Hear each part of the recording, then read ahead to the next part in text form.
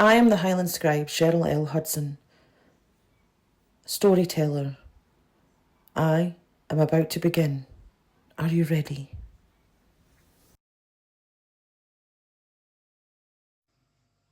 I am the Highland scribe, scribe to the stones, to the winds, to the bloodlines that walk unseen. Come closer, closer still. The fire's warm, but this tale tonight, this tale runs wild. Now, I was just a bairn when my great granny told me this. It was Easter morning and the fire was crackling away, shadows were dancing all over the walls, and I was sitting on the rug in front of the fire, peeling my hard-boiled eggs.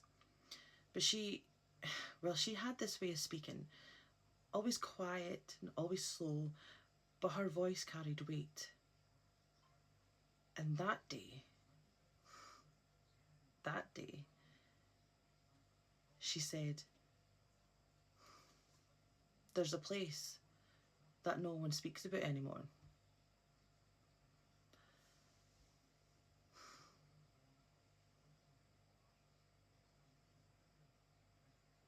It had a name. Not a name on any map, right enough.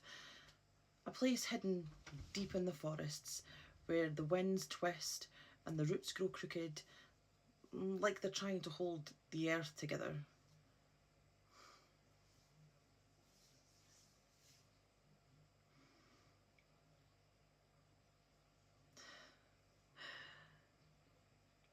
They said it was old, that village, older than any of us, and the folk who lived there, well,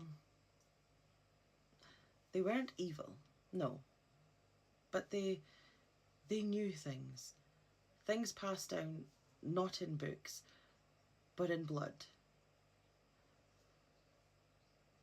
And I'll always remember when she looked at me and she was like,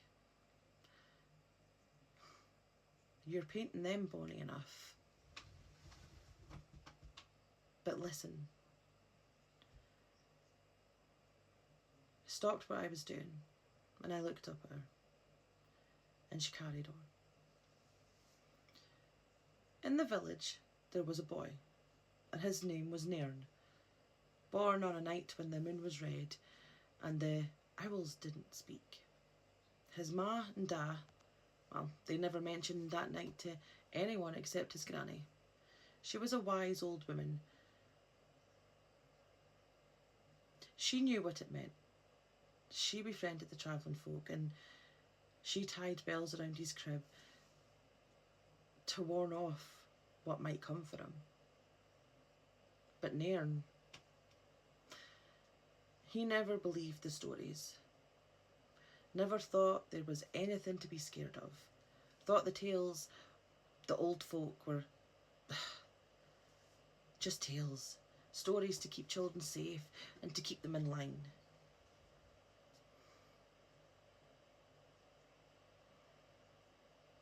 So, it was Easter morning, and the air was still and cold and grey, and the villagers woke to find their windows were all fogged up and no birds were singing. Not one. No breeze stirred. The trees barely moved. But Nairn, he'd already gone, slipped out before the sun had even risen, and headed down towards the river. Now, the river.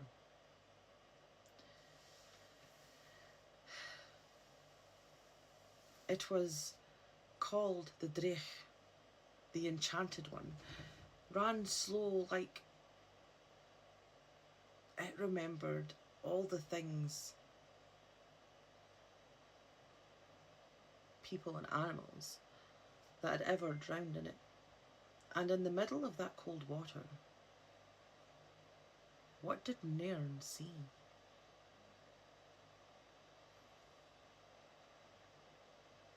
An egg.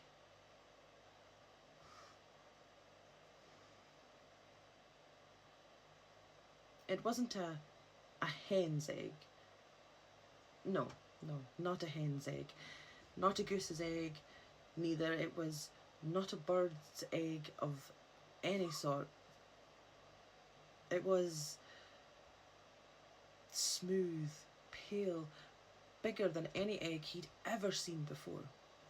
And it floated there, still, like it was waiting for someone to take notice of it.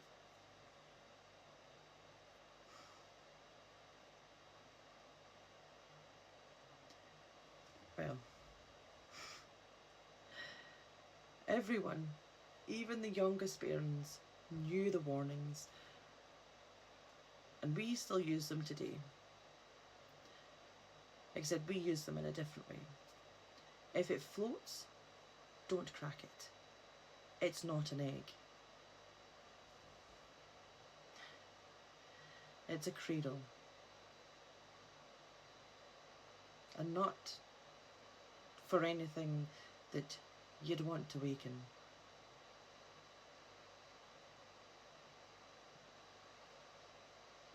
But Nairn, he wasn't like the rest. He didn't listen. He thought the old stories were just that, stories. He waded out, grabbed the egg, and cracked it open on a stone.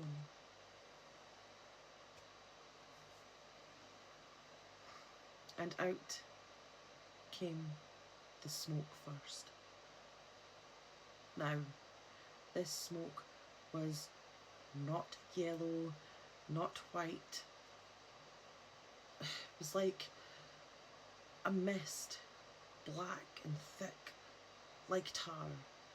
It didn't float up, no. It crawled and it slithered across the water, dark and slick, almost as if it had been waiting for centuries for someone to let it out.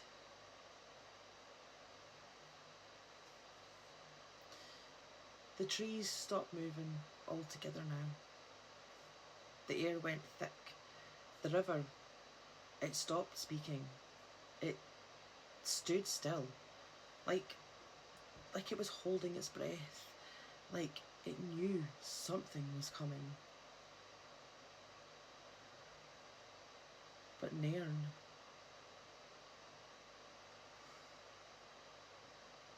he ran. He ran back to his village and never said a word to a single soul. But his heart was charging. His feet were heavy, like the ground was fighting him. The sky, it didn't lighten, not even when the sun should have been climbing high. It stayed dark, as though the world didn't want to see what he had just set loose upon it. That night, the dreams started. Children screamed in their sleep. And the dreams, they saw a door, black as night, with knocking. 3 knocks, always 3. And then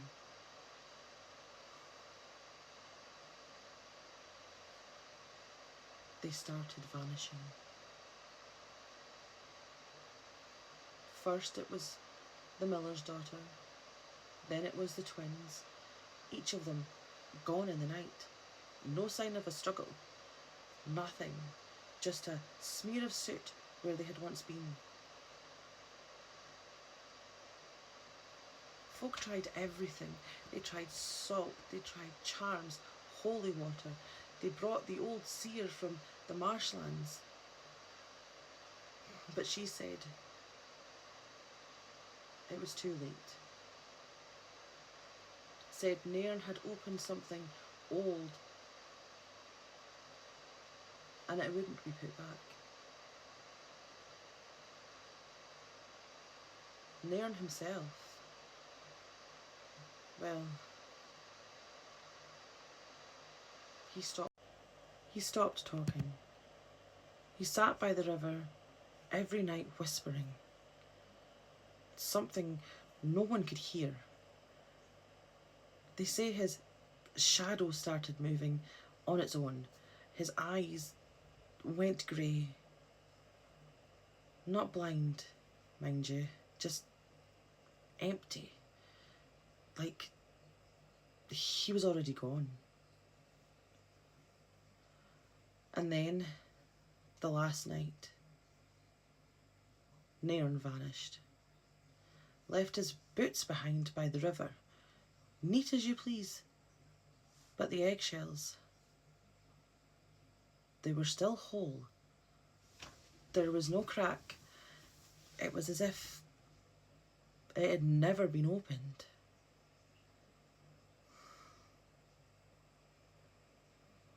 And the village, it disappeared too. Just gone. The trees grew thick like they'd always been there. The river, it ran black. Black as ink. With things moving beneath the surface.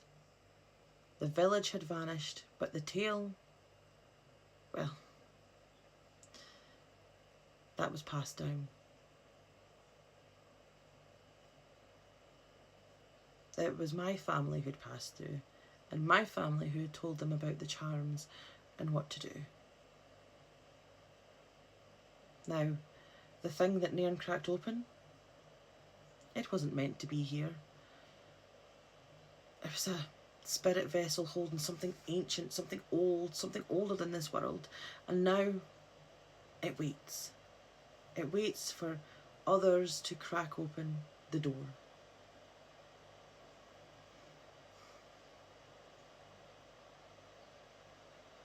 So remember, I'll say it to you how my great granny said it to me. So remember this, lass.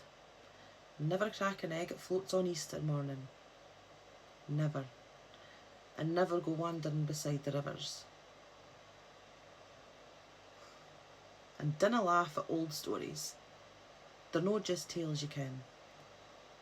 They're warnings. They're passed down fae one who still remembers, and I should ken. She said, I was born with a sight, and I hear what walks behind the veil and what knocks when nobody else is listening.